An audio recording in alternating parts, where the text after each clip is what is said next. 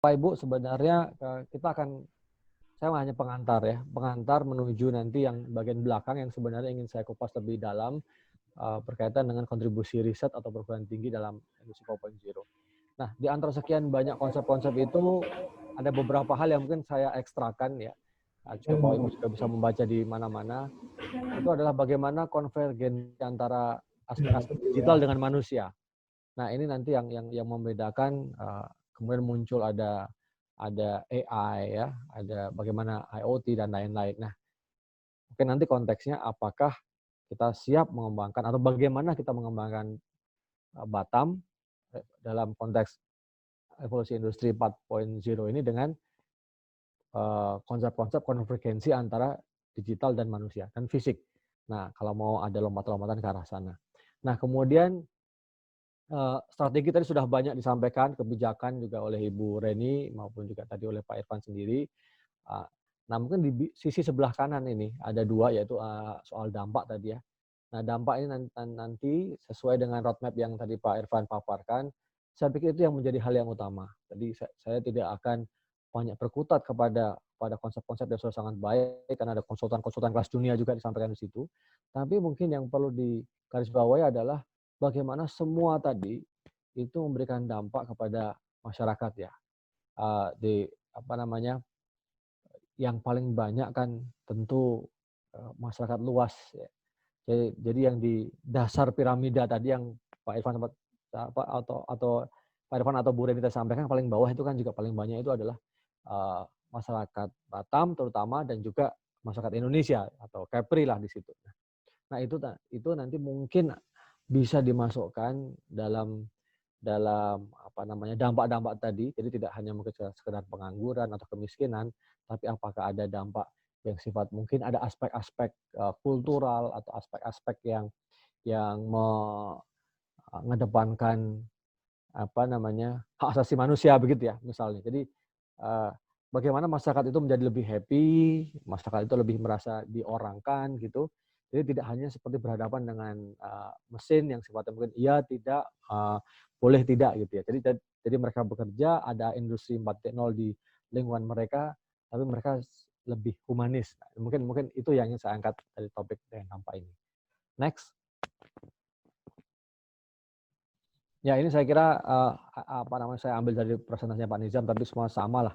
Jadi intinya bagaimana kita lihat bahwa dampak dari digital transformation itu luar biasa, pekerjaan, inovasi ekonomi, dan empowering the individual. Nah, seperti sekarang ini yang kita lihat dengan adanya COVID-19 ini, kita makin banyak webinar, zoominar, dan segala macam ya. Ini dampak yang konkret. Berikutnya,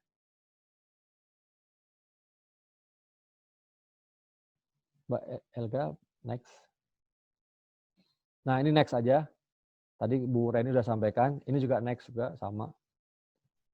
Nah, saya hanya mengedepankan tadi ada lebih apa namanya, udah 4 pilar ya, tapi mungkin di sini yang saya sampaikan bahwa semua tidak bisa berdiri sendiri, itu setuju, betul.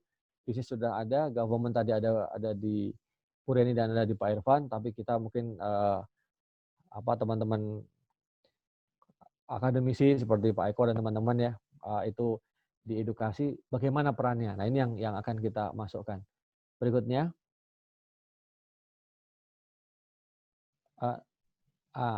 Nah, sebenarnya saya ingin memasukkan mulai diskusi sebenarnya ini berkaitan dengan kampus Merdeka Belajar, konsepnya Pak Nadiem Makarim ya, dan juga yang dalam konteks ini BINUS kampus kami sudah menerapkan beberapa hal yang bersinggungan dengan konsep yang disampaikan Pak Nadiem Makarim. Di sini melihat ada dua peran besar, peran mahasiswa dan peran dosen. Dosen sebagai penggerak, tentu dari kontribusi risetnya, kontribusi dalam mengajarnya, tapi juga melibatkan mahasiswa tidak hanya sebagai objek saja ya, tapi pembelajar yang aktif. Nah, bagaimana di era industri 4.0 ini kira-kira peran dua kelompok ini. Next. Nah, dengan interpretasi yang lain ya, ide kampus Merdeka Belajar ini kan memberikan kebebasan kepada kampus dan berhubungan dengan, khususnya dalam konteks ini saya angkat industri. Jadi ada satu hal berkaitan dengan magang ya, internship ya. Itu yang saya pikir harus ditangkap oleh industri. Dalam konteks ini 4.0. Bagaimana dalam tadi roadmap tadi itu bisa dimasukkan dalam kerangka hubungan yang baik antara masyarakat, antara akademisi, bisnis, ya, government, masyarakat juga, itu ada unsur pendidikan, latihan atau permagangan itu yang lebih terstruktur. Nah, ini menurut saya bisa menarik ya. Jadi tidak sekedar link and match dalam konsep seperti kampus Merdeka Belajar, tapi bagaimana itu juga bisa terlaksana. Nah, kita tahu sekarang industri-industri membutuhkan tenaga kerja. Tapi seperti tadi disampaikan oleh Bu Reni, bagaimana kesiapan SDM-nya? Ya, konsep tadi bagus sekali, tapi kalau antara industri dan perguruan tinggi ini nggak nyambung, nggak ketemu kan nggak bisa ya. Saya yakin mungkin di tempatnya Pak Eko ya, banyak mahasiswa mungkin banyak tercerap di kawasan industri di Batam gitu mungkin. Nah, itu kalau itu memang bisa terjadi kan artinya satu ekosistem yang tadi dicita-citakan kan sudah mengarah ke sana, sudah bisa terjadi. Nah, mungkin nanti poin itu apakah dalam konteks yang besar ekosistem inovasi, ekosistem industri di Batam itu dengan adanya Poltek Batam, ada UIB dan beberapa universitas yang lain, kemudian ada Kepri dan Umrah dan lain-lain, itu apakah memang bisa menyokong terbentuknya inovasi, sistem inovasi yang mendorong industri. Nah, yang kedua itu selain internship ya, itu adalah riset sendiri. Nah, riset sendiri ini kan sebenarnya bisa dari dua sisi. Apakah dari misalnya dari akademisi sendiri yang karena dia berkutat dengan literatur, membaca, melihat persoalan dalam masyarakat atau konteks dengan industri, dia kemudian punya ide dan dia dalam rangka menyelesaikan masalah dia datang ke setelah dia teliti, dia bikin prototype, mungkin dia uji layak industri, kemudian mungkin dia gandeng industri itu atau bahkan komersialisasi dengan industri itu juga bisa demikian. Atau ya sisi yang lain, bagaimana industri itu punya problem datang kepada kampus, seperti ini problem saya, tolong diselesaikan. Dan menurut saya tadi menarik yang Pak Irfan sampaikan, dibagi berdasarkan klasifikasi teknologi. Dan saya yakin ya dalam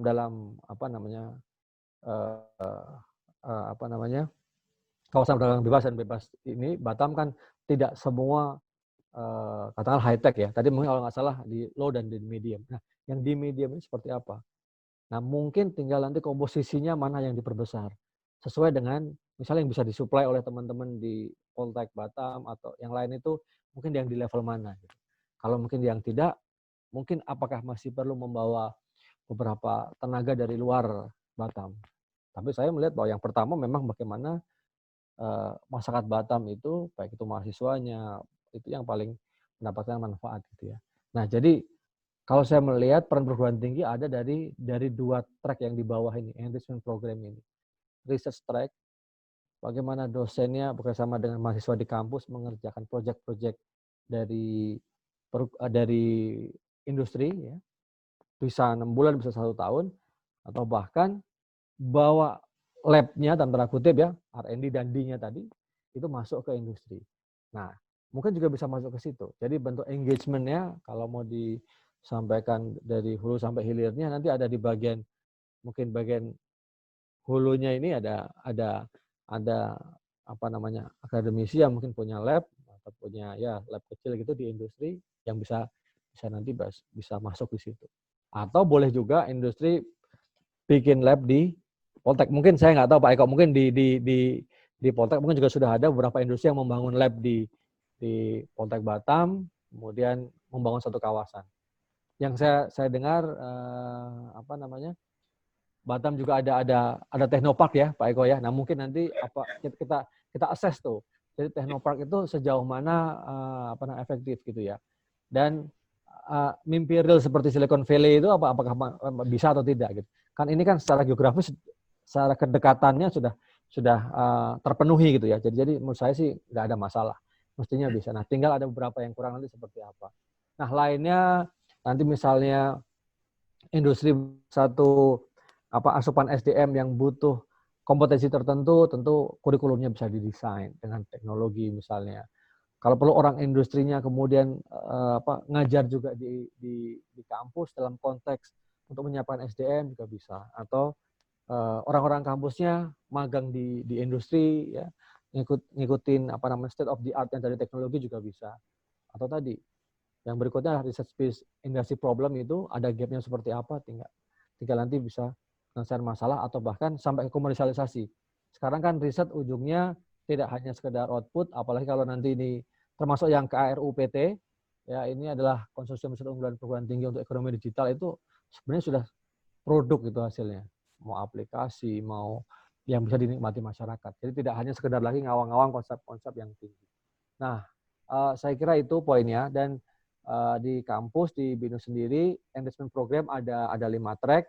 Nah, yang utama dalam konteks ini yang relevan adalah research track dan internship track. Nah, itu yang sudah kita lakukan.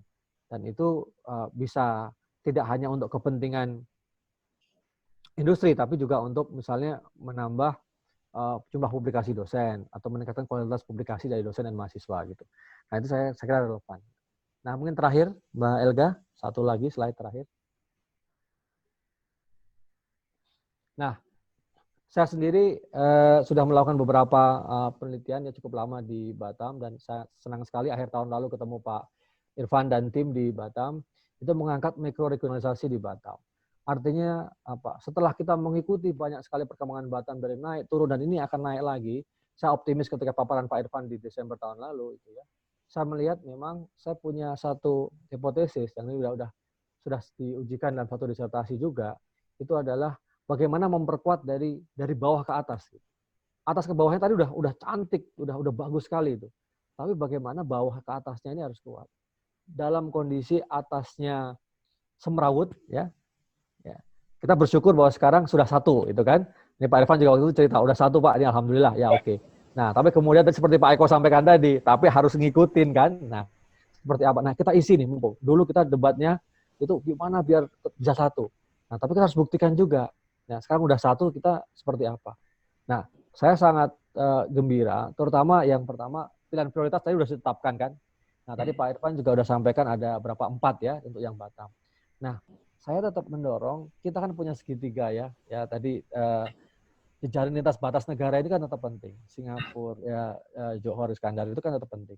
Nah, kalau saya boleh, karena juga saya lebih pendekatan ke aspek sosialnya, itu memperkuat individu, memperkuat masyarakat, kelompok IKM tadi, akar budayanya jangan tercerabut gitu. Walaupun memang di Batam sudah banyak juga kaum pendatang kan mungkin jauh lebih banyak ya. Nah ini, tapi bagaimana kira-kira ownership-nya itu jadi dimiliki gitu. Jadi dia happy gitu. Nah memang ini mungkin agak devian ya konsepnya ya. Kita ngomong manufaktur, ngomong antara mesin dan fisik, tapi kita ngomongnya happiness. Tapi itu mungkin yang perlu kita pikirkan, masukkan dalam hal itu, dalam roadmap tadi. Nah, ekosistem sebenarnya sudah terbangun, dan terakhir ya itu adalah investasi apapun. Ya saya kira tadi dalam piramida yang Pak Irfan sampaikan juga ada green investment yang berbasis dengan high technology ya. Saya kira bagaimana akhirnya tidak hanya untuk keuntungan dari para investor asing ya semata-mata ya. Tapi kita nggak boleh lagi mengulangi mungkin kesalahan masa lalu ketika bisnis lokal ini atau nasional ini nggak bisa tumbuh setelah mereka pergi gitu. Katanya setelah mereka pergi, kita kelimpungan sendiri. Nah, apakah itu juga bisa masuk ke dalam satu indikator tadi, seberapa besar investasi asing itu juga melibatkan investasi lokal, tapi kemudian apa bentuknya nanti? Tadi ada bentuk manajerialnya kah, atau pelatihannya kah, atau nggak tahu saya ownership-nya, equity non equity nah gitu, apa sampai seperti itu gitu. Nah itu mungkin ya bisa ditambahkan seiring dengan arah green investment tadi. Nah, saya tertarik mungkin nanti membahas di situ, mungkin Pak Irfan juga bisa sampaikan green investment seperti apa, atau yang lebih inklusif kepada masyarakat sekitar gitu ya. Nanti kan tidak ada lagi tuh Pak cerita belakang padang ya Pak, yang gelap itu ya Pak Eko ya. Nggak tahu sekarang mestinya udah nggak gitu lagi kali ya. Ya demikian saya kira Pak Eko dan Pak Irfan dan teman-teman, saya kira pengantar diskusi saja. Saya juga terus masih harus belajar dari Bapak Ibu sekalian. Tapi saya komit Bapak Ibu, saya sampaikan tahun ini insya Allah kami dan tim mendapatkan satu dana Rispro LPDP Tata Kelola berkaitan dengan pariwisata di Bintan. Nanti saya mau soal Pak Eko ya, nanti soal Pak Irfan lagi ya tahun ini. Jadi tadi seiring tadi 4 fokus tadi ya, manufaktur dan juga logistik jasa, nah pariwisata. Nanti kita akan main ke sana, Pak. Boleh ya, Pak ya? Terima kasih. Boleh, Pak. Ya. Mari selamat siang. Assalamualaikum warahmatullahi wabarakatuh. Waalaikumsalam warahmatullahi wabarakatuh.